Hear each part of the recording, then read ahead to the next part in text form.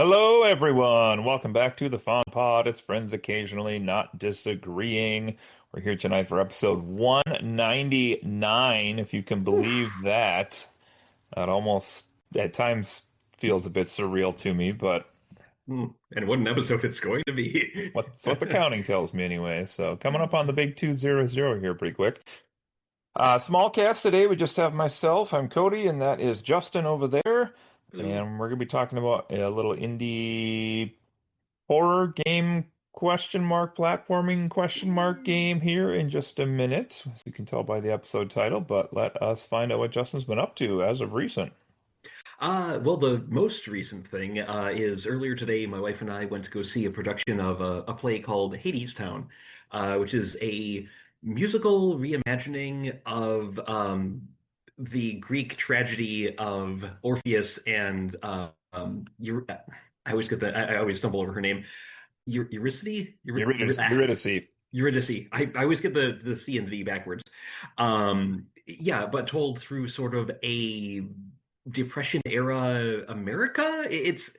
It sounds weird, but it works really, really well.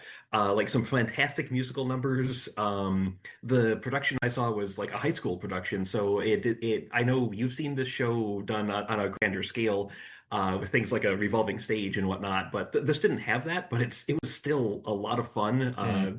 There were still some fantastic voices up there. The choreography of Orpheus descending and then returning from Hades itself was just really really cool.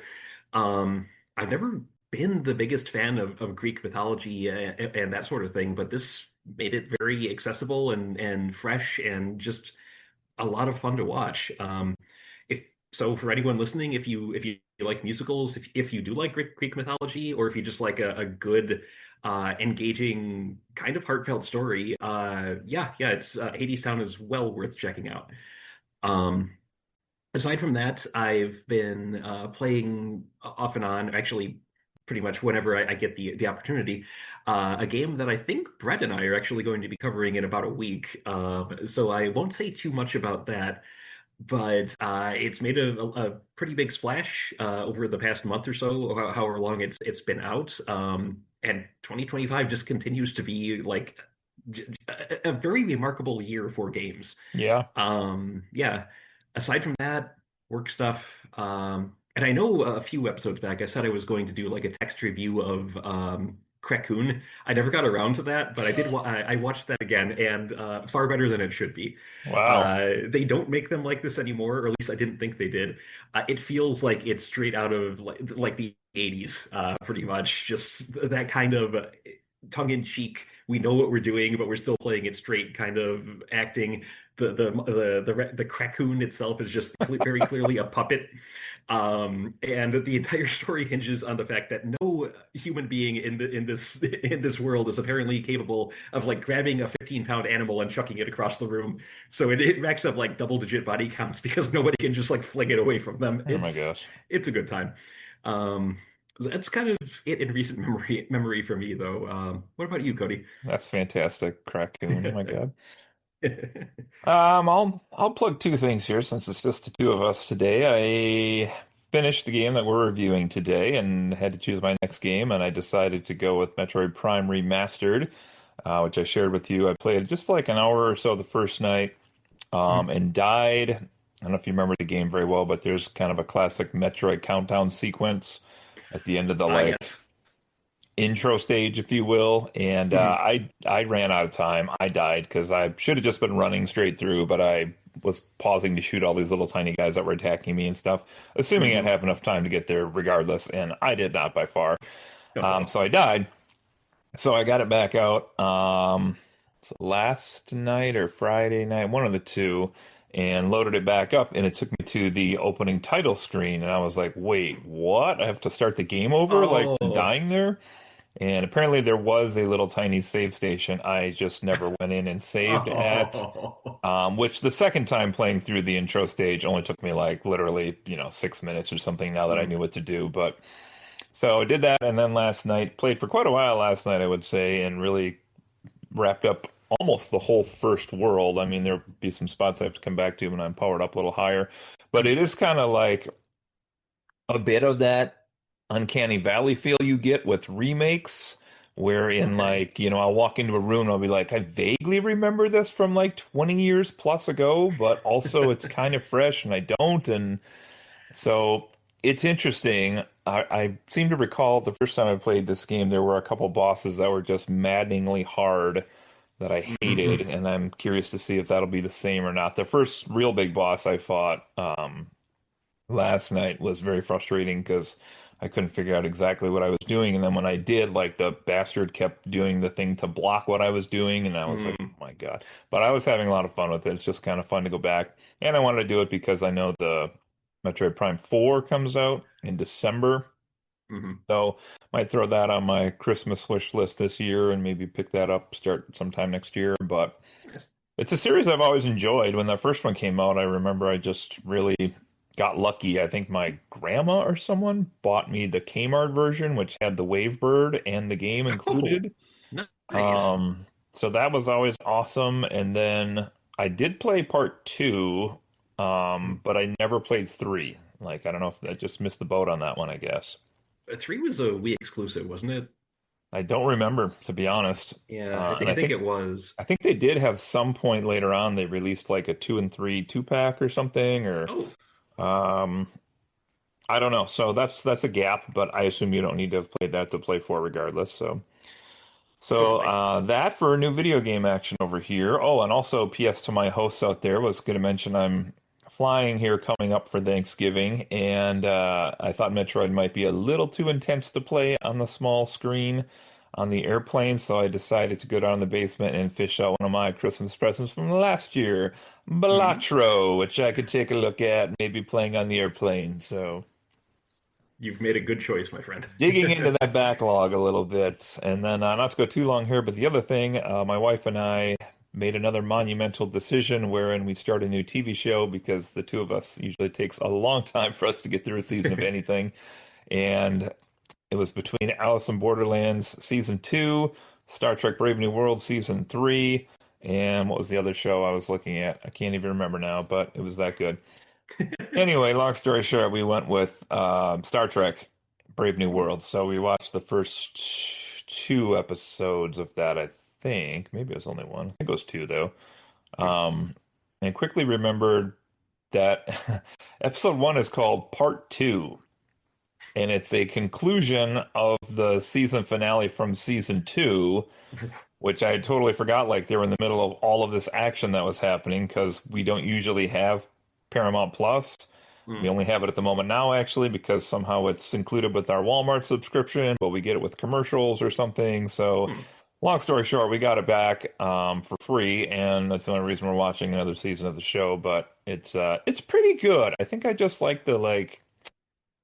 Well, you guys probably know this about me, but I like something about the like gritty slapstick style of the 60s shows better. Like it's my favorite Star Trek, it's my favorite Batman. It was like all of these things still to this day, like something about that decade just spoke to me, I think, as a kid. So, but this one is pretty good. I do enjoy the characters in this show. It's got a lot of the ones from the original series now, like kind of younger forms and some new ones as Nice. well, but that's pretty good. And also looks somewhere between colorful enough like the 60s one did, but also like sterile and modern enough like current Star Trek series would, Hmm. so I don't know. But anyway, let's jump Cool. into today's topic, Snow White and the Dragon Balls. It was According supposed to reference to the picture I've got in the background. The AI for some reason could not fit the word seven in there because they were supposed to be like Snow White and this parody. Um, but but it's a reference to today's game because it looks very much like it was animated as a Disney movie or like a Don Bluth kind of era piece of hand-drawn animation. So I see, I see. yeah. All right. Well, gaming questions today is called Buy Sweet Carol, and we are here to review this. And we can say up front, I know I put this on my most anticipated games list 2 years in a row. Justin, if I recall right, disqualified it this year because he had already put it on his earlier years list. Yep, I am a harsh judge of these things. Either way, it is finally out. We played it, so here's some stats on this, as we usually do. A much narrower range on this, I will say. So currently has a 7 out of 10 on Steam. We have a Hmm. 68 for critics on Metacritic, 79 for gamers on Metacritic, and 7 out of 10 for Nintendo Life. So there definitely seems to be a consensus of where this falls, right Hmm. around that 70, 71, 72% if you average those out range. Okay. Developer here is called Little Sewing Machine. I'm not positive if this is a new company or if they've done other stuff. Hmm. Publisher Maximum Entertainment, and as mentioned here, this came out on October 9th, 2025. Actually, I think at one time this might have been included in our Spooktober series, but kind of got pushed back with a bunch of other stuff we had going on at the time. Yeah. And then just for real quick, for our listeners out there, if you haven't heard of this game before, just what is this about? This is basically taking place in sometime early 1900s. We supposedly have, and we do to some extent, but I'll talk about this later, the backdrop of the women's suffrage movement happening. This is in England, not in America, where the game takes place. You play this surprised me, you play as Lana Benton, who is in fact not Carol, which is kind of what I thought maybe our main character would be. False Um, advertising. yeah, right. Who is looking for her friend who's disappeared by the name of Carol. Story takes place in a real life orphanage and the grounds around it called Bunny Hall, and also the fictitious kingdom of Corolla. And then we have, we'll talk about this a lot, I'm sure, but a ton of parallels, homages, inspirations to things like Disney animation, video games like Clock Tower, Flashback. Similar idea here is like Snow White and the Seven Dwarfs, and many more. And the producers of this definitely were very upfront that they were inspired by a lot in putting this game together that they had, seen in their own lifetime, played in their own lifetime. And then just one last note here on the overview that this is a game where your protagonist does process a lot of trauma through the game, much more than I would have guessed going into this. So that's kind of our overview here. Anything you want to add to that?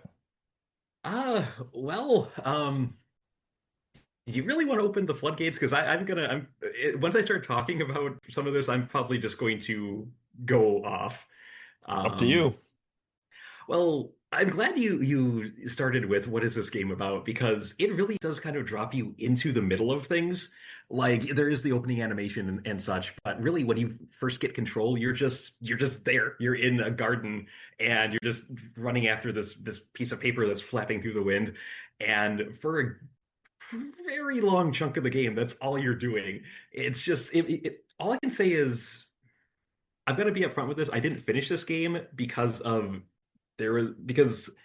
I could have, but I would have had to start it all over again. And we'll get to that when we get to that. So by the point I got, which I think was somewhere a little past the midway point, I still didn't really know exactly what the story for this was because 80% of it is just her traipsing through gardens and abandoned buildings and whatnot, trying to get this piece of paper. Like all I can say is the bitch better be chasing the Epstein files or something because nothing else is going to be that important. It's like, oh, bother, if it weren't for that gust of wind, I totally could have released them to the public.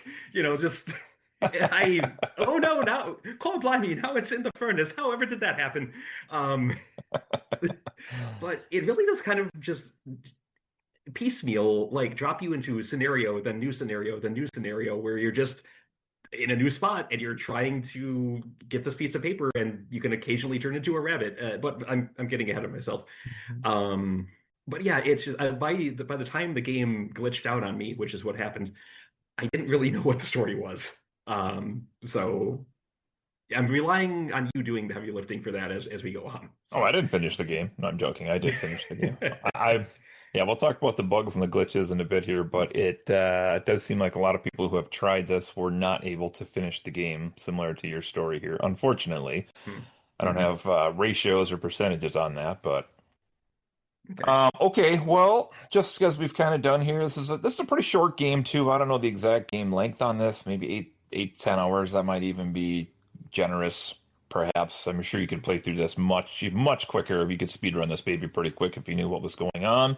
I have apparently seen, much like every game, there is apparently a very small community for this game as well that tries to do speed runs, and there are achievements for zero deaths in this game, which just sounds absolutely insane to me based on Oh yeah. gameplay. But anyway, So let's jump into this a little bit. Let's talk about, I guess, gameplay. So what's going on? How does the game playing first? Um, and this is advertised as like a horror platforming adventure game. I've seen on Steam, I think that was their description of this. There's definitely puzzles involved in this as well. Mhm. So it's kind of this. I mean, let's say what you do first, I guess, in the game, and then we can make some Yeah. comparisons, probably with other games that are more famous that have similar mechanics. Mhm. So as Justin mentioned, you play basically as Lana, who's this girl who can walk around. She has basic abilities. She can push, she can climb, she can run in a very slow manner. Mhm. Um, and She then she can like can, shimmy across oh ledges. yeah, she can shimmy Yeah. across ledges, which sparks a little balancing action mini game, or at least it does on the Switch version, Mhm. which I did not understand how to do that for the longest time, and I kept falling and dying, and then I finally figured out what I was supposed to do with that with the joystick. But anyway. Mhm.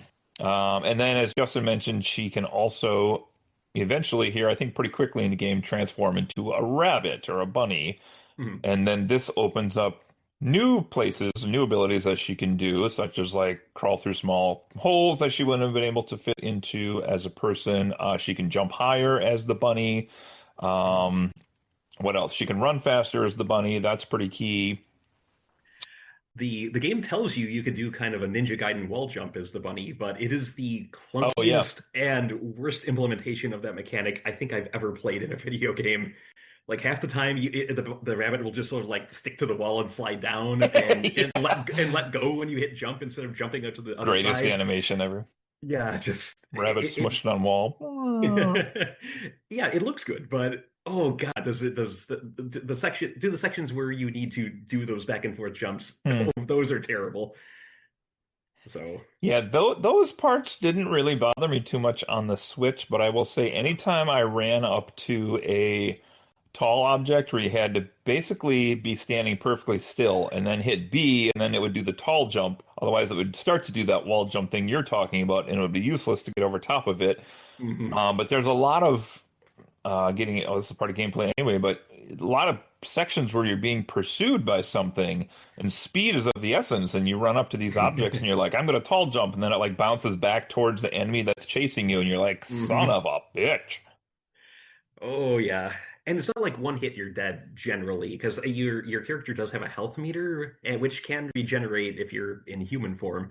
So if you get like bounced back into something that's chasing you, usually it's not going to one hit kill you. Yeah, So it's somewhat forgiving, but it doesn't change the fact that, like you said, you try to do one thing and it's a coin flip whether you're going to do that thing or something that's entirely useless. yeah, agreed. That was frustrating in the game, I'll be honest. Um, I mean, the platforming sections of this game, which is a lot of the game in general, could be tricky just in terms of like we'll talk about the art in a little bit here, but there were parts where you had to jump over a large hole, and you're like, well, where exactly is the last solid ground that I'm jumping from on this hole? Is it exactly where it Oh. looks like, or is it mapped out to be slightly different, and then you'd slip and fall, or you wouldn't make the jump? And there were some issues with that as well. Hmm. Um, Puzzle Or solve. Oh, go ahead. Yeah. just it only happened once or twice, but yeah, just being able to tell like even things you could interact with versus stuff that was just in the background. Sometimes it wasn't Hmm. entirely clear. Like, I mean, yeah, usually once you got close enough to something, it would be like, oh, there's a little icon I can click to do whatever I need to do, or Yeah. to have the game tell me I need something else. But not always, and maybe that was another glitch. But there were times where I was running around longer than I should have had to, and not seeing something that I needed to actually interact with. So, Well, there were some frustrating parts. I'm trying to think what stage it was in. It might have been just after you, unfortunately, were pushed out of the game. Did you get to the stage that had the meat grinder? yes. Okay, so there was this object stuck in a meat grinder, and this was like a good summary of the game. And it Mhm. was like you could see something in there, you had to get it out, and you can like crank the wheel, And so I'm like cranking and cranking. And sometimes when you'd crank it, like push it one way and then, or it'd go clockwise versus counterclockwise. And I'm like, is that what I'm supposed to be doing here? And I tried to get it to Mm, go the same way. Took me forever to realize you're actually just supposed to press left and right, and that's the way it cranks. I didn't realize that till forever late in the game. But hmm. that actually wasn't how you solve the puzzle. Like you needed something else to make it work, but there was no indication of that. You know, it was like, can I solve this or am I doing it wrong? Right. Yeah, I think I had that same issue with that one, where it's like, okay, I finally got the power turned on to this after rerouting it two different ways in Yeah. other rooms, and now what do I do? Kind of a thing. Yeah. Yeah. I've seen more convoluted puzzles, but it's been a while. Yeah, so this game essentially you're going around, you're collecting items throughout the stage, and then you're using these items to try to solve either electrical problems, or try to get machines to work, or provide power to an elevator, or whatever it may be, using these items. Some of which I will say are, fairly straightforward. You're like, I need a light bulb. Here's a light bulb. I found a light bulb. Some of which are a little more complex, and you can also try to combine items in your inventory, which you don't need to do very often, but there are a few times you do. You can just kind of play around with those and let those happen. Or sometimes you need to like burn a pile of trash, and the way you do that is by setting a disembodied head on fire and having it tumble out of a chute, um, Excellent. which I was not expecting when I went into this game.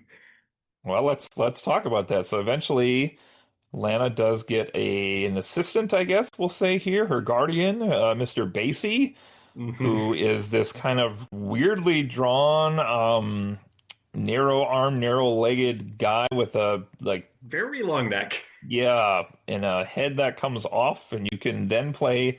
So at one point, you could get up to in certain stages. You could play as Lana, you could play as Lana the bunny, you could play as Mr. Basie, or you could play as Mr. Basie's head. And they all have slightly different things they can do. Like Mr. Basie can't operate machinery, it seems like, but he's also has an umbrella that he can attack enemies with. And Mr. Basie's head can be flattened, or it can be electrified, or it can be burned, or it can be He's seemingly invincible, which if he wasn't so tall and clumsy, maybe he would have been the hero of the story. But here we are. yeah.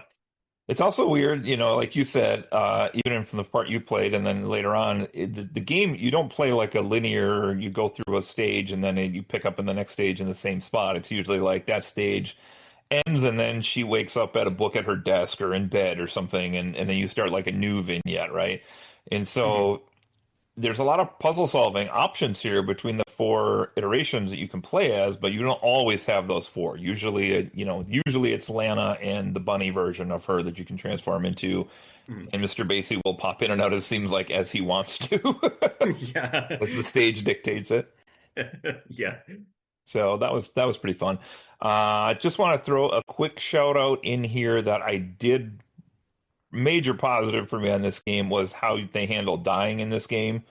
If you Mm. died, you get like the 1 second animation scene of the like tower bunnies or whatever they are taking over, and then like they'd throw you right back into that same moment again. And I loved that because I didn't have to go back to a save point and blah blah blah blah blah. It's like Yes. let me try it again.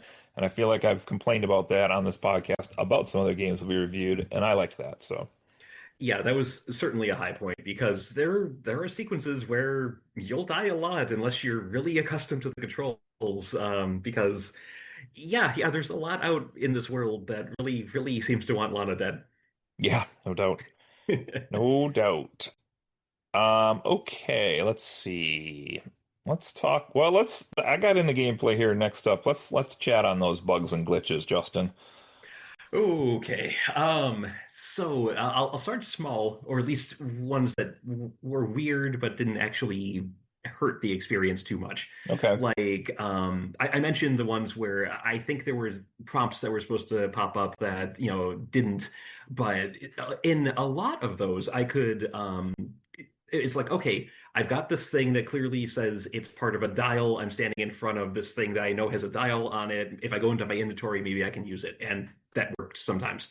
There were other times where like animations didn't trigger, like when Mr. Basie's head is supposed to be electrified, and either the animation wouldn't trigger or like the sound effect of the sparks wouldn't go off. There were times when a character would get stuck facing one direction, so if you wanted to move the other direction, it would look like they were just moonwalking backwards. Particularly Mr. Basie. That happened a lot with me, and I don't know why. Nine times out of ten, that was fine unless you needed him to attack in the other direction, in which case, well, you're kind of screwed, and you have to like Hmm. start over from a save point. Um, or the save point, I should say, because the game just auto saves as you go. Um, but yeah, a lot of little things like that. And I may as well talk about the big one, which was another prompt that didn't show up. And I know it was supposed to because I've interacted with a sort of puzzle earlier in the game, and that's how it worked. And B, when once I probably dicked around for half an hour trying to figure out what I was doing wrong, I just looked up on YouTube, what I'm supposed to do in this area, and sure enough, something popped up there that didn't pop up for me. And it was one of those sequences with Mr. Basie's head where you have to like get it charged with electricity to activate a generator. And you Okay. do this a couple of times throughout the game. And I want to say this was chapter six, maybe chapter seven. And yeah, I go through the whole thing. I get one activated, but the other one shorts out. And I'm like, okay, so I need to like get the electricity from another area to bring to the one that's shorted out to get it to working again. Except I go through all that, I get his head where it needs to be, and there's no prompt. And you can mash for me at least, I was mashing the buttons that normally get you to interact with something, and nothing happened. Uh, Quit the game, went back in. It brings you to a hard save point where you can't go back to an earlier save. And I tried it all again, same damn thing happened every single time I tried it. I literally could not progress in the game because the something in the interface didn't pop up to let me interact with something I needed to progress the story. And it's been a hot minute since I've seen a game where things were this broken. So, and I've seen I looked through the some of the forums on Steam, and yeah, a lot of people were having a lot of other problems that I somehow dodged. That's what I was going to So ask. Is that this does that seem to be the main glitch, or there's other ones equally? oh no, there were a lot of people talking about one in one of the earlier chapters. There's like a shower puzzle where something in that wasn't working and it prevented them from going forward. Um, there were others. I don't quite remember all of them, but there were just like page after page of threads about like how do I get past this if it's glitched, that and um, that's not a good look. Let's just say that. Yeah. And seeing as there were so many other problems that I miraculously missed on my first go through, I was faced with the option of starting the entire game over because that seemed to be the only consistent workaround for most of these, and crossing my fingers and hoping that not only would the problem I ran into not happen again, but that I wouldn't run into any of the other game-breaking bugs leading up to it, or I could just cut my losses and go with the experience I had had thus far. And I chose option number two. So maybe by the time this airs, or by the time you listen to it, dear listeners, maybe they will have patched these bugs out. Yeah. But as of when I played it, yeah, it's the biggest enemy wasn't any of like the weird shadow rabbits or the guy who could turn into smoke. It was no, it was the game itself. The game itself did it to you. Yeah. On Mhm. my end, I was lucky because I had seen somewhere that there were some of these game-breaking glitches, and I didn't experience anything that ruined my game. I think I said the weirdest and most egregious glitch that happened when I was playing was somehow I was like on the left side of a room, and I don't know if I died there or if I like just clipped the stage wrong or something. But anyway, somehow the game switched the camera perspective to be glued to an enemy. And so there's a like the screen was the enemy walking back and forth through this big hall looking for me while I was off screen doing God knows what, hiding in a corner or something. And it was like I couldn't even get myself onto the screen successfully without dying to get there. Oof. Um, so it was weird. Like I could have stayed there forever, but I was like, this is broken. And so finally I just ran up to the enemy from the side I figured I was on, and I think it was maybe the cook lady who killed me, Yeah. and she just bludgeoned me to death. And then when I died and came back, the camera was back fixed on me again, That's good. thankfully, because I was like, oh, this is going to be my bug. Here it is. But Mm.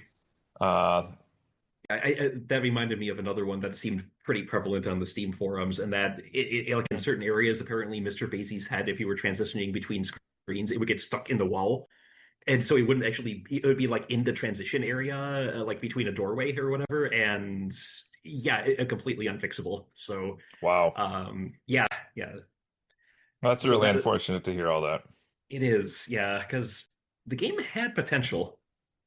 I'll And I have to. might be tipping my hand a little bit in saying that, but we can get to that when we get to it. Okay. So I did want to ask, you made it far enough in the game that you definitely would have experienced this, but did the game have too much of the hide and seek thing for your liking? I yes and no, because at first, like the first real sequence where you have it, and it's like the bunny hybrid lady, is like chasing you around throughout the orphanage. I kept waiting for her to just. It's like, okay, I found a hiding spot, like be in a place she can't get. I kept waiting for her to just amble off, and she never did. And so once I realized, oh, okay, they have set paths, and you have to just work around them because they're just going to keep going, from point A to point B over and over and over again. It became more manageable because I thought it was just going to be, oh, they pop up entirely at random, and you're going to have to, just hide and wait them out. Because I played games like that, Yeah. but no, this is it's simpler and yet a little bit more just cumbersome than that because as you're just trying to get from point A to point B yourself, in a lot of these areas, there are just things like apparently Lana must weigh 500 pounds or something because she'll just be walking past a table and there's like a pitcher that'll just start shaking violently, and if you don't stop and like just go like a foot at a time, it will crash and alert whatever's the area that you're there, and then so it makes it take a lot longer than it should. But at the same time, it also eliminates some of the randomness of something like Clock Tower, where the Scissor Man would just pop up whenever he damn well felt like it. Here, you had clear triggers, but they were just kind of tedious to deal with because it slowed everything down. Um, so simple stealth for the most part, but it was kind of annoying, I do admit. Yeah. It got a little much for me. Basically, you had to hide in these little coves or closets or whatever, and then also hold your breath for as long as you could, which always seemed to go down to like the last possible bar or two before they'd walk away and you were clear. But there were other Mm. times where I was pretty sure I had like ran really far past somebody and gotten in, and they just walked up and like dragged me out and bludgeoned me, and I was like, okay. Mm. But so that part got a little much for me, but in general it was good.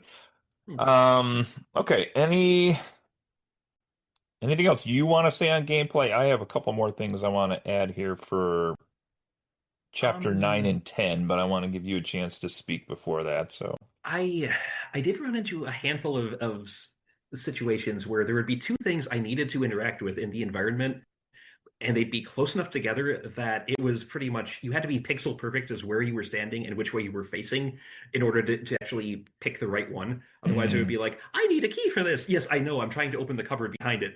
Oh Uh, yeah, okay. yeah.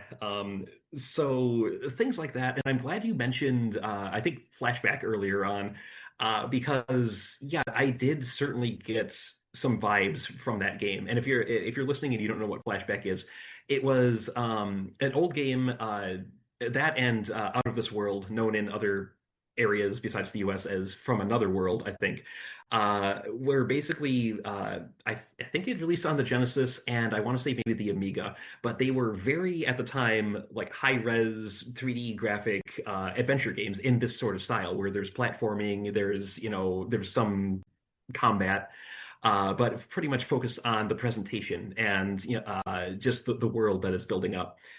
And that also had really clunky controls.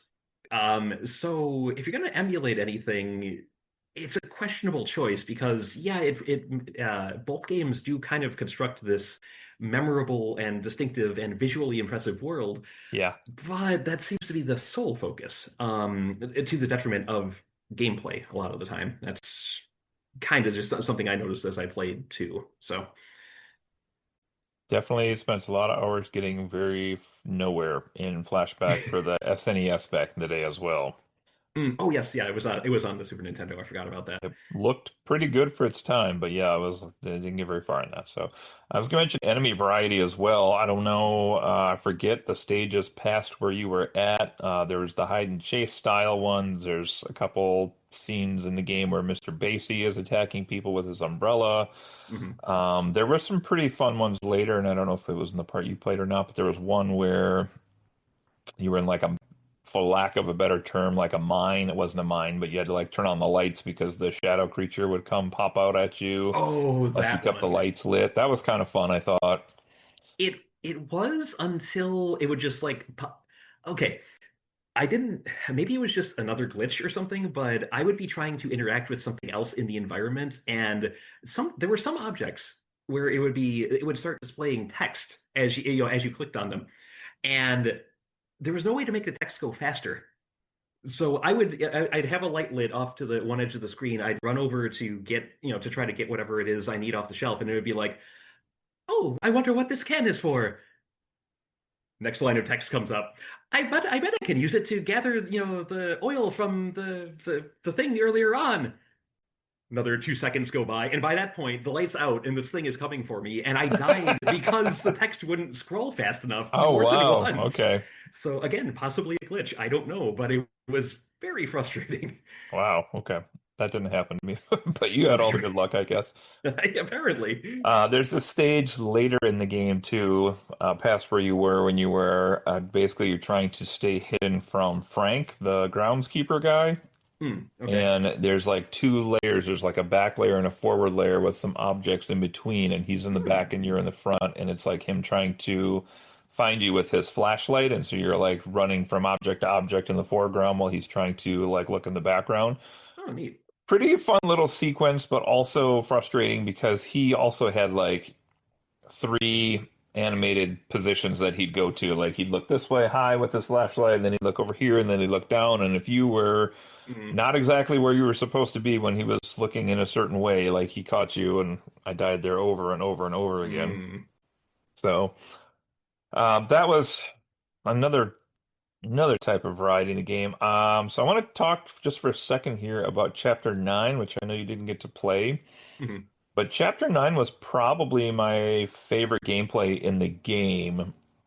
Essentially, it departed from a lot of the rest of the game because there weren't, to my recollection at least, there weren't like enemies per se. You're at a party that's being Mm. thrown at the orphanage, and the whole thing is like you walking around and interacting with all of these guests at the party. Oh. And there's like a whole ton of puzzles and people that you meet. And so it was more like trying to solve puzzles like through the environment than it was jump and, try to use this weapon and all this stuff, which I really, really loved. It was like there was a VIP room you had to get into, but you needed the VIP ticket. There was a roulette wheel table going on, and the guy there that you could interact with was like, "Are you lucky or aren't you lucky?" And there was like a kitchen you could go into that had, no joke, like three vats of punch, three vats of different ingredients, a regular punch bowl in the middle, and a sink that you could pour stuff into. And at one point, you Hmm. got like an empty martini glass, and so it was like trying all of these combinations to make this thing work. There were all these guys that wanted to dance with you at the party, and so you had to try to outdance them. You have to try to drug a guy at some point so you can Wow. get past him. There was like people all like crouching on, talking on the stairs. You had to make moves somehow. So it was like all these little mini puzzles in this one stage that you had to find items for and then figure out how to use them to make it all work. I really enjoyed that stage, and I kind of wish more of the game had been like that, more so than just Yeah. like running around and fighting and jumping and stuff. Yeah, no Um, kidding. it That was a lot of actually, fun. that might have, if there was more of that sort of thing, it might have made me more apt to go back and start over from the beginning to try to get past where I got stuck. Yeah, I enjoyed that one quite a bit. And then chapter 10, I will just say from a gameplay perspective, the final chapter is kind of the opposite, where it is like you don't actually play a lot in chapter 10 that I recall. It's a lot of videos. And Oh. this is getting into the next thing I want to cover here, which is not really gameplay, I guess, but that doesn't really fit in. Maybe it kind of transitions us into sound and art direction and game Hmm. design more, but you were kind of talking about some issues earlier, which I kind of feel fall under this word of pacing for this game. Because from where you played, you said you barely really understood the plot at all of what was happening as you went through. And Yeah. I think that has to do entirely with the pacing. They backload the end of this game with so much information that Oh. you find out that the whole rest of the game, you're like, come on, man, I spent like 5 chapters, like you said, running around chasing this kite or this letter or whatever, and it's like Mhm. nothing is being revealed. And then the end is like dump, dump, dump, dump, dump, dump information. And the Oh. story is great when you get it all, Oh, but okay. it's only at the end. And I really wish they had figured out a way to split that up better. I mean, it's In like they sort of tried because when you run into Mr. Basie as he's like floating down from the sky with his umbrella, he's like, "Don't you remember? You're secretly the princess of this kingdom." And he talks with his hands too. He doesn't talk with his yeah, mouth. It's weird. But it's like, oh, okay. I'm sure this will get built up on, and then it's just, oh no, the letter, and just back to square one again. Set yeah, my head on fire. It'll help. right, right. Yeah, I think a Oh. lot of the game's problem there is just pacing. They tried to really Mhm. save so much to like do as big reveals at the end or to strengthen the ending up, and it really made the rest of the game feel like not a lot was happening, unfortunately. Oh, yeah, I can agree Um, with that. Even with like the other girls in the orphanage, and there's staff in the orphanage, and there's these other characters in the game as well. So, if they had maybe made like chapter 4 just to space it out more like what I'm describing chapter 9 was, and it was like her trying to like do a daily interaction with these people and like running around and seeing her in the classroom and then, trying to solve lunchtime and all these things.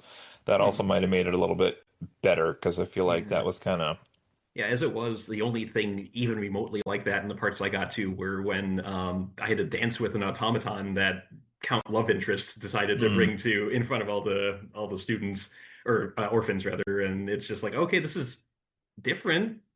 It's not necessarily good, but it's something different.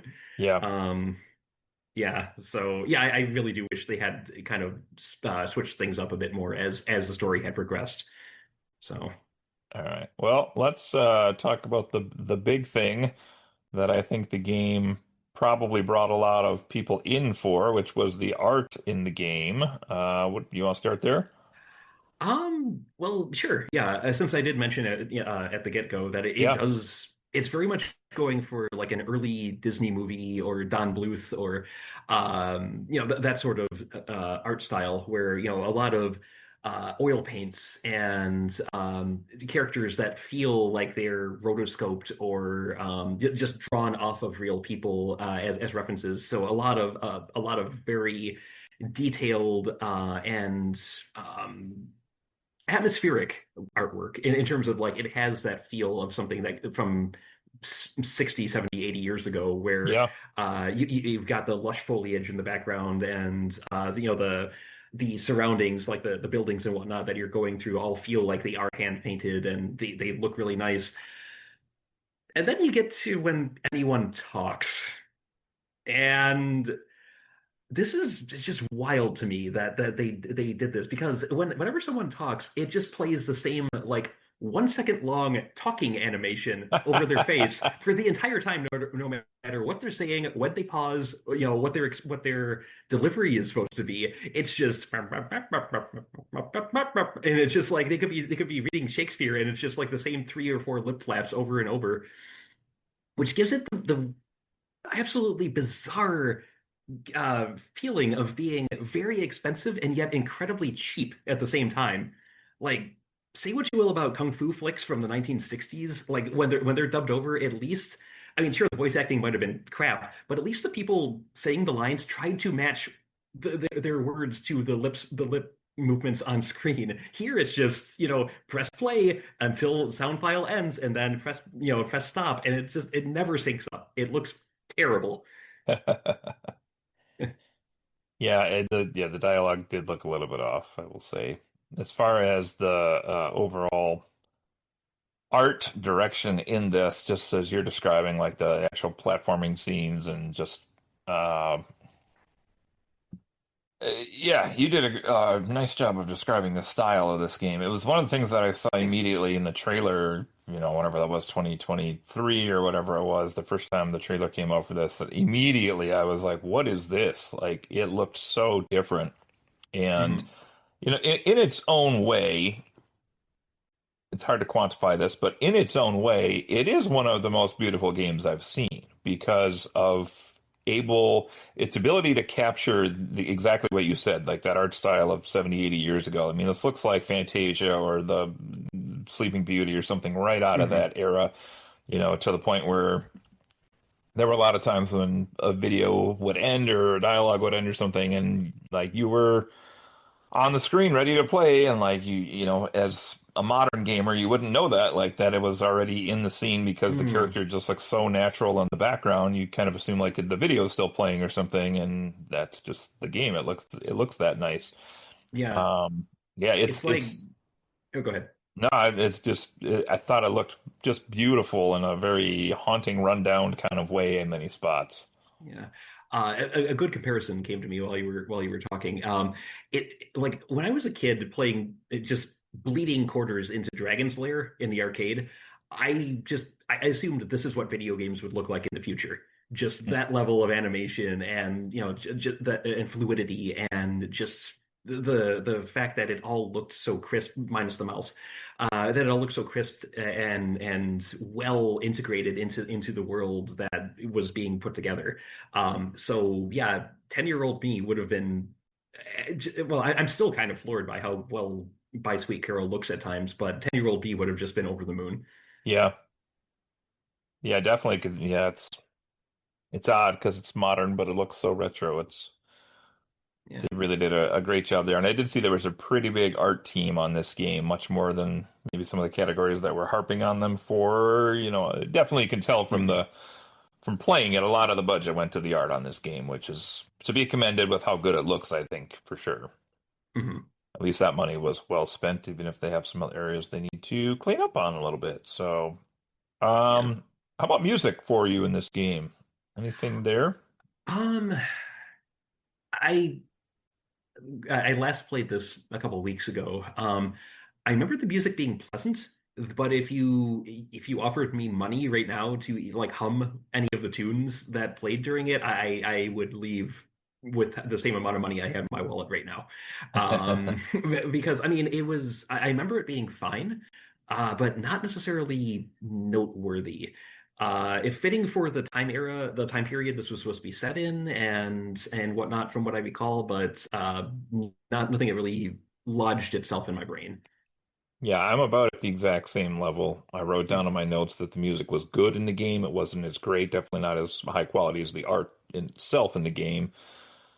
Same thing. I couldn't go back and name you a song from this game. The only actual thing I could even think of as an audible thing in my mind is when you pick up an item and there's kind of like a doodly doo type thing that Oh comes yeah, up. Other than that, I don't know that I could even tell you anything at all from the game. Maybe fair. voices, but Mhm. Um, oh, I also put in this one for, I don't know why I put this in this category. This might have, I may guess because it's a video, but this was the most annoying glitch in the game for me. Oh. Actually, did not have to do with gameplay, which I guess that's why I stuck it down here. So when you get to like level 7, 8, maybe, Mhm. you start warping between different time periods, and you have Oh. to use clocks and set the clock either forward or backwards, and then you zoom forward and backwards in time between these. I think it's two eras you go back and forth between. Mhm. And every time you do it, there's like this animation scene, very like Alice in Wonderland-esque, of like her like falling down through the middle of some kind of like, I don't know, vortex type thing with like clock hands and stuff, very that Mhm. type of scenery and imagery. And every time, for whatever reason, that video would play, it would freeze and glitch and stutter. Oh. And it always worked, but it looked terrible and it sounded terrible because it was the sound as well. It was like as it Ooh. was like freezing and going through, Actually, which, yeah, I had a video like freeze on me at one point too. The sound kept playing though, so I'm like, uh-oh, because I can hear like stuff going on in the background. So I think I ended up mm, minimizing the window and bringing it back up, and that jumped it back into gear. But I missed like 5 seconds of whatever the heck Yeah. happened during the video because it's just I could kind of follow it by sound, but it wasn't the same. I feel like what you're describing actually might have happened to me as well, now that you say that. Huh. That might have been another place where I had something like that, where like the dialogue was like way ahead of where the video was trying to catch up to. Is that what you're talking about? Yeah, yeah. That does sound familiar now that you say that. I think that might have also happened to me. So Ooh, yeah, which I mean, this is even though it looks good, there's no way this can be a hard game to run. I mean, right, you right. wouldn't think so. Yeah. Okay. Anything else on sound or art direction or anything else in here? Um, It looks good. The characters look good. Everything is crisp. I mean, the characters themselves look pretty crisp on the screen. yeah, yeah. I will say there were parts of this, not necessarily related to the animation, but it came to mind. I there's yes, it's a beautiful world, and yes, there's a lot of stuff to see and whatnot, but the amount of objects you can actually interact with feels kind of small sometimes, Mm, to the point where it almost made me miss old parser interfaces with old adventure games because for the longest time I had a broom and it's like okay, I've used this once, it's still in my inventory, it should be useful, but it wouldn't let me use it on anything.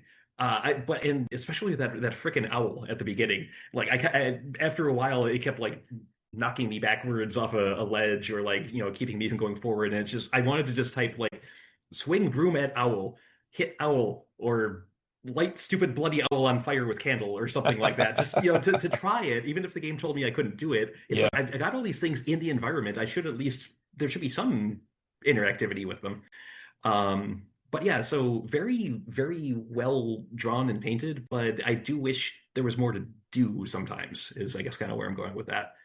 that's fair. And most of the stages in the game are also not very large. You know, it's like five, six rooms that you go back and forth between trying to figure out which order the elements go in to solve the puzzle so that you can proceed from there. Which actually I'm always kind of impressed with games when they can create an enjoyable experience between just that few rooms. Mhm. Not certainly not unique to this game. I'm just saying I do enjoy the game design on that aspect. Okay, Mhm. and let's move to themes next. And Justin, you're going to get some spoilers here, so apologies. But It's okay. first of all, well, there is some element to this game that was advertised, I feel like, blatantly as being a game that is about the women's suffrage movement. There is some of this towards the end of the game, I will say, but not nearly enough that I think this is something that should have been like advertised through whoever it was as a preview or a reviewer or the company itself. I don't know where that initially came from, but there's not enough in here to really make that a thing. Hmm. Um, there's some talk about how the girls at the orphanage are like inspired by what's happening in the country around them, and they're coming of age to the point where they want to start to make their own decisions and be independent. And did you play long enough to meet Amanda, that girl at the school? She was like the new Uh, student that had arrived. I'm trying to think. I know there was like that. There was like a group of I want to say three that seemed to be friends, and they all hated me. There was also Carol. I She don't think was, I. Oh wait, was she kind of like the Was she shoved in the locker at one point? she might have been, yeah. Okay, yeah, I think I did. I did She briefly. was like a blonde-haired girl, and she was very quiet, and she was picked on also right away. Yeah, yeah, I do remember that. So she is the one that's really the like pro suffrage movement person in the game, Hmm, but she is featured in the game a lot more towards the last few chapters. But again, it's just not really one of the major themes, I don't think, in this game. It's just kind of there as a backdrop. So hmm, I expect a little bit more there. Not a big deal. okay. Um, but the overwhelming thing in this game has to do with trauma, which I mentioned, and I know you and I have potted way a long time ago about Kiki's delivery service Oh and what yes, you talked about at great detail with what's going on there with Kiki and what's the cat's name? I'm forgetting now. Gigi. Gigi. I was like Jojo. That's not right. No, Gigi. Yes. completely different show. Um, that is really close to where this game ends up at, Justin. Oh. Um, Yeah, now so you see, you're making me want to actually go through and experience the rest of the story. But continue, yeah. continue. All right. Well, I I don't know if I said in our chat or not. There were a couple parts that did actually make me kind of emotional towards the end of this all. Huh. Part of it has to do with she being Lana goes through just so much in this game from being picked on with the girls at the school. The teachers all seem to hate her. Obviously, she's at an orphanage, so that tells you there's a, a family story there as well that brought her to this place. And there are scenes as this game goes on where, like I mentioned, she's hopping time periods back and forth. And one of the first thing that happens, this is still towards the end, but one of the first thing that happens that really moved me was she found a science test in the past, and the science test was from Mrs. Fisherin, who is the giant mouse cook lady who tries to kill you the whole game. And in the present, she hands this test, long story short, to Miss Fisherin, who sees this test of hers from back in the day, and then kind of goes back and it's like a real quick story, maybe 10 seconds, about how she was bullied and picked on as a kid, and that like made her who she is now in the present. And when Lana gives her this science test, essentially she mutates back into a human form again. Like it's enough to take her out of the terrible mouse shape that she's in. She kind of turns into a regular person again after all of this. And thanks Lana, and it's kind of this moment that they share together, which for a character who doesn't have a ton of dialogue, but is somebody who's chased through the whole game, like you can see, like what made this character a monster as well was guess they're her own trauma from when she was a kid as well. So that was one thing. But then the last like chapter, I would say, just hits so many things going on here at once. Holy cow. Um, so as I mentioned, the last chapter in this game is not a lot of gameplay compared to how much video you get at the end of all of this. And well, we gotta do some spoilers for me to get into this, I guess, Justin. So Sure. sorry about that. It's okay. We find out, first of all, I guess we'll Aliens. start. It is all aliens, actually. No, actually, we find out that Carol has not disappeared. She is dead. And Oh, this happened when she was trying to escape to go to join. You probably played far enough to see the other character who was like searching in the furnace and the other things. yeah. The French, I think they call him or her in the Oh, early yeah. parts of the game. Later on, we find out this character is named Marcel. I don't know if you played that far or not. I did not get his Um, name. No. Carol was going to join Marcel. She was going to run away and do this, and she is stopped by Miss Hinsman, who is more or less like their teacher slash head mistress. And in the ensuing struggle between the two of them, Carol falls to her death, and that is how she dies. We Oof. find out a little bit later in the game that Lana actually witnessed this and knew about it the whole time and has completely blocked it out of her memory due to the PTSD from the event taking place. And Oof. so, come to find out, she knew where Carol was the entire time, but just had blocked that out completely. Wow. Um, there's also a section in chapter 10, I believe, or maybe late 9, again, I forget, where she makes a deal with Mr. Is it Kin? I think it's Keen, Keen? something like that. Yeah. Yeah, the creepy antagonist of the game. She makes a deal with him where, I forget, she gives him, I think, Corolla in exchange for being able to go back to restart the past. And so she gives him the keys to the kingdom, more or less, and she goes back to being a young girl with her mother in a bedroom. Her mother, P.S., turns out to be the character Josephine, which we have seen earlier in this game once or twice. I believe she was like at a window scene helping her get ready or something once upon a time. Okay. That is the ghost of her dead mother because her mom, it's revealed in this background scene, has a terminal disease. She doesn't have a father.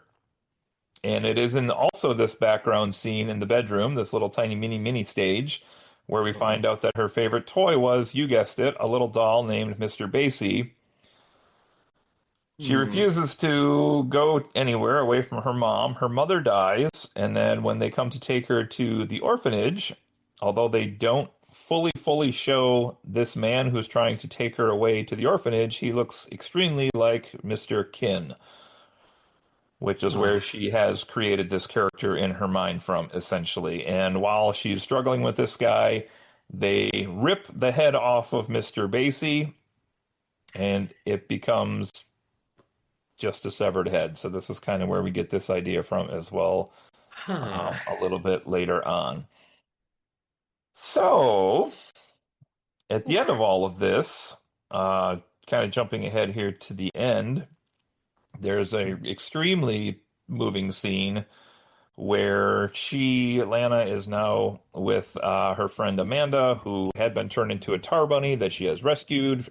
And what was the guy's name in this? The Frank, was that the guy's name?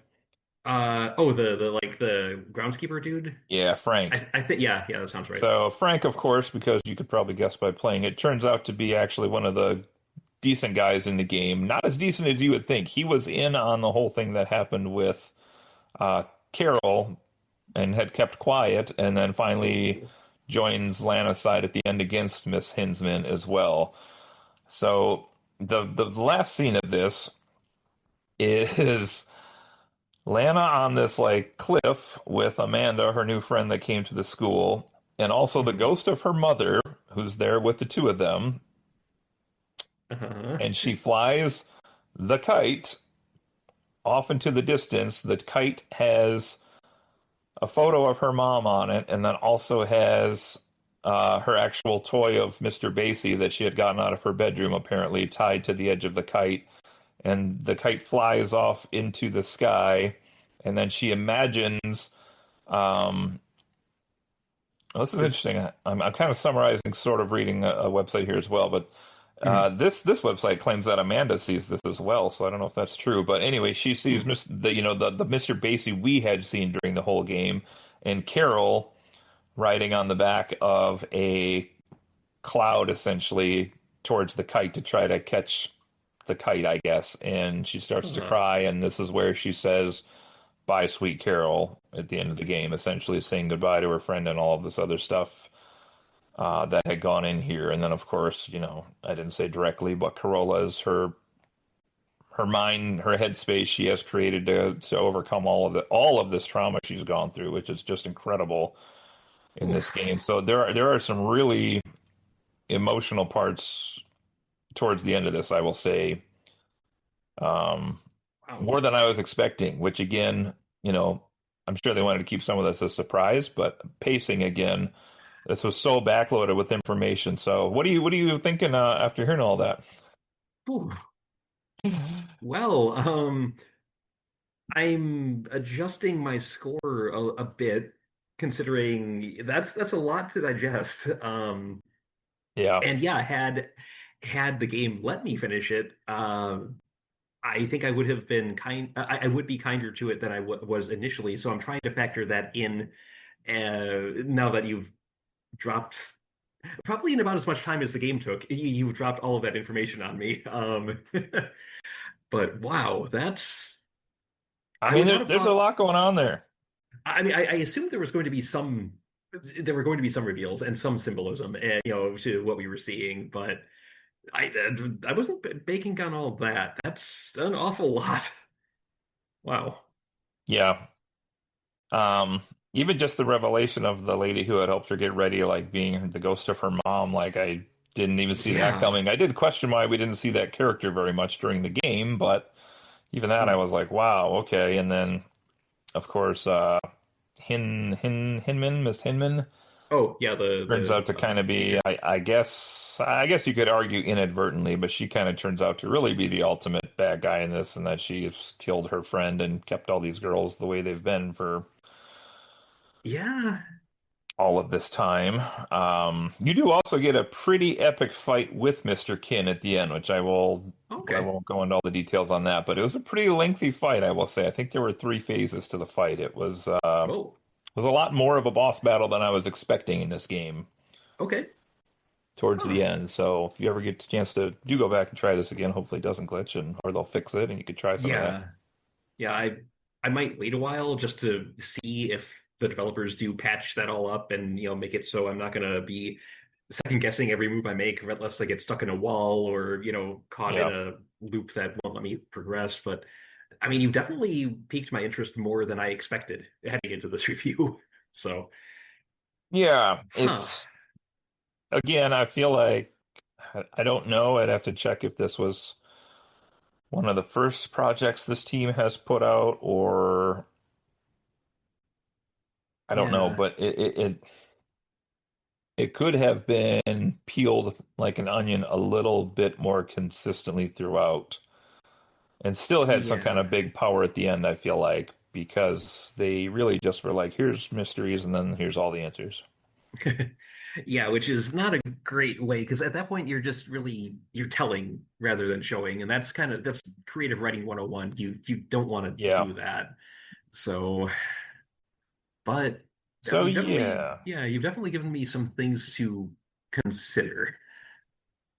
I will say it probably still deciding between a couple numbers here for my score, but it probably will go up a little bit as well, Hmm. just from all the stuff that happened at the end of the game. I mean, like I said, I didn't really expect this game playing through it to have much emotional resonance with me whatsoever, but then it Hmm. went into Kiki's Delivery Service, Marvel's Thunderbolts territory, and I was like, woof, woof, okay, there's Fair that. enough. Yeah. There's that. Anything else you have before we slap a number on this bad boy? Uh, no, other than the fact I'm probably going to give it two numbers, one Okay. based on what I was able to experience, and then one based on if this is ever a finished product and you can play through it without it breaking on you. So Fair that's like enough. the yeah. So yeah, did on that note, did you want me to go first, or did you want Yeah, to, sure, go or ahead. okay? So the lower number first, based on what I was allowed to play of this. So like I said, I got through a bit more than half of the game based on what I've looked at. It sounds like chapter 10 is the last chapter. So yeah, I got Correct. through a There are little more 10 than half of it. chapters. Okay. And based on what I saw and what I experienced, it did feel like just not quite episode of the week, but it was just sort of you go here, you chase down the kite or the page, and then you fall through a portal or you wake up, somewhere else, and you do the same thing kind of over and over again, except something's chasing you, or a different something is chasing you, or Mr. Basie can swing his umbrella around and actually fight things. It just kind of felt. It was like it was like something you'd see in a bakery, like just a really elaborate cake, where it's it's beautifully decorated. It's got frosting for days. It's bright, it's colorful. It looks like it costs an arm and a leg. And if you decide to give it a try, you find out it's just sugar. That was my main experience with this. And then the straw that broke the camel's back was just the game saying, no, sorry, you want to experience the rest of this, you got to start over. Um, so again, this rating is based on what I was able to experience, and it wasn't terribly favorable. I would say a 4 out of 10 up to the point where I got. But if they ever smash all the bugs and get this thing polished and playable from beginning to end with no issues, you've made a compelling point that this might be more than I expected.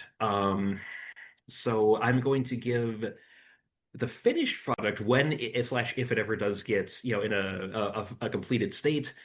I would go as high as 6 out of 10 because the controls are still really clunky, and there are still some issues with like the talking animations and just the pacing, which they can't really go back and rewrite the game to change the pacing. But it does sound like it's better than I initially gave it credit for. So if you want to average those out, I'd say overall score 5 out of 10. Okay, that's what you want your final to be?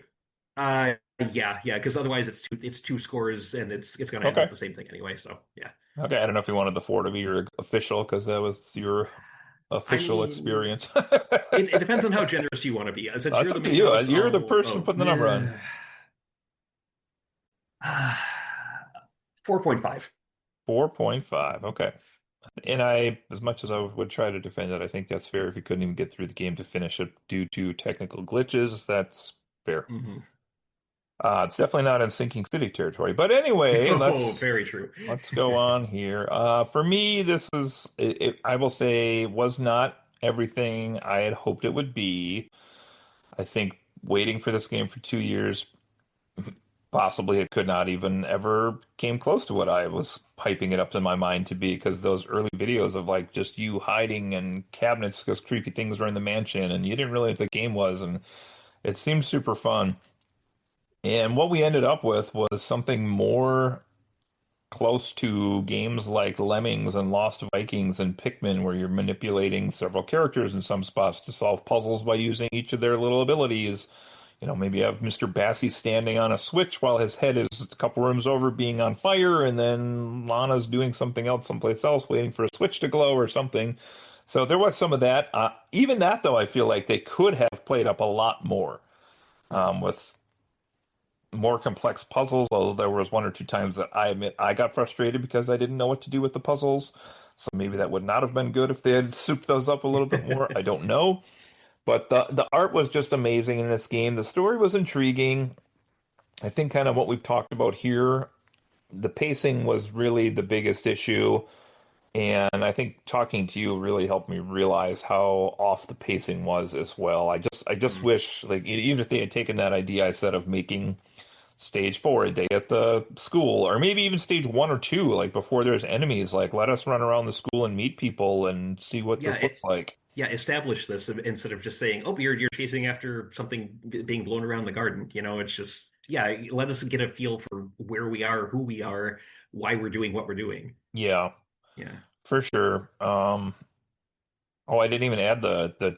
Did you meet the? Well, you met the suitor guy at some point in your Yeah, I section, think I right? referred to him as like Count Love Interest earlier Yeah. on. So yeah. He later on pursues her a little bit more as well, and she kind of rejects him at one point to go run off to do part of the adventure, and that irks him. And then later, when he sees her, of course, he's mad about it, but then he's still intrigued by her adventurous nature or some quote like that, and it says, Okay.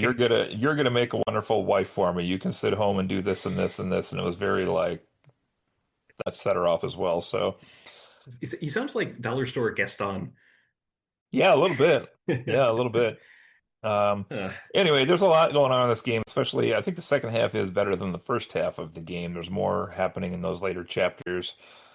But the yeah. art's so beautiful. The gameplay was decent. I'm going to give this right about where the other people were. I'm going to say 7.0 on this one. 7D to be clear, just to raise our average. No, 7.0 on this one. I did enjoy it. I saw earlier that there is a potential that they might want to someday do a part two. If they ever do that, I hope they would learn from mistakes in this game. I also don't know what part two would be about, though, because they kind Hmm. of burned through the plot in this game. I don't really Yeah, know what that would unless be. I mean, I would be fine if they did another game with the same a similar art style, just with a completely different story. I mean, Yeah. just keep that aesthetic, make that their big thing, their selling point, and just tighten up the gameplay. The write a story that's not so bottom heavy. And yeah, I think they could really have something special there. Yeah, they could perfect this art, improve the gameplay. I don't feel if they have to change the name. You couldn't have By Sweet Carol 2. I don't know. Yeah, that would be weird. That would By be Sweet weird. Lana. Yeah. Yeah. Be like Glass Onion, a Knives Out mystery. Who would ever do that? Or my background for the last 6 months. Wake up, dead man. Where's the fucking movie? Netflix. Coming out soon, supposedly, but we'll see. Okay, anything else tonight, Justin? No, no, I think we covered pretty much everything we can cover on this one. And yeah, this is one that I would not be surprised if it flew under a lot of people's radars, just again because of how bloody packed 2025 has been with noticeable, noteworthy games. So if anything we've talked about strikes your fancy, and you're willing to either wait until it's polished up a bit more or just deal with the bugs as they come, there's something to be said for this game. It does have its charms, I will say that. So, Yep. Looks like we have a grand average of 5.75 tonight, which sadly does put it into the crap category if we were going to do a classic versus crap tonight. mm, Not that high, but That's what it is. I was also looking at my top anticipated games of the year, and I am doing terribly on on this list. Holy cow! I think I played two. Ooh, I've played more than I expected to, which is making rating my game of the year for the Fondies a little tricky. I feel like a lot of the great ones I played this year were not on this list, oddly. Hmm. Um, by Sweet Carol, I had at number five, and Metroid Prime eventually maybe is at number one, but Mario Kart I had at two. I don't think I played any of the rest of these at all. Wow. I didn't. I haven't played any of these other than my honorable mention four, which was just the Nintendo Switch 2 itself. So, yikes. Oof. Hey, what was the name of the game? We were just trying to figure this out in my family earlier, and I could probably find it on this sheet I'm looking at. But what was the name of the game we played that had the black and white graphics this year Oh, with the Lorelei red? and the Laser Eyes. Ah, see, Cameron said it had a girl's name. I could not think of that. Hmm. Lorelei and the Laser Eyes. Yeah, that's in contention. I gotta think about that one too. That is a very solid adventure game. So if you want one that has my unmitigated recommendation, yeah, Lorelei and the Laser Eyes is it's special. Let's just put it that way, in a Yeah, very good way. yeah, we gave that one a really high rating. Now I see it here, 8.67. Three people? Hmm. Who else played that? Brett? Joe? Uh, I want to Dave? Oh, Dave did, I want to right? say it was Dave. Yeah, I yeah, think Dave played it before we played it, maybe. yeah, Yeah, yeah, that's yeah. it. He showed up with the glasses and everything. Yeah. All right, sweet. uh, Okay, that's good to us here, I cool. believe, at the Fawn Pod. Friends occasionally not disagreeing. I think Justin is going to be back next week with Hmm. Brett, maybe. They're going to take about another video game that's going on. And that'll be episode 200 for us. Oof, And some big shoes to fill. we've heard you. We've heard you out there. You guys want us to get back to some true crime, supernatural, cryptozoology. We'll get you. We'll get you. Cool. Yeah. All Sounds good. right. Okay. Take care, Well, everybody. yep. Bye, sweet listeners.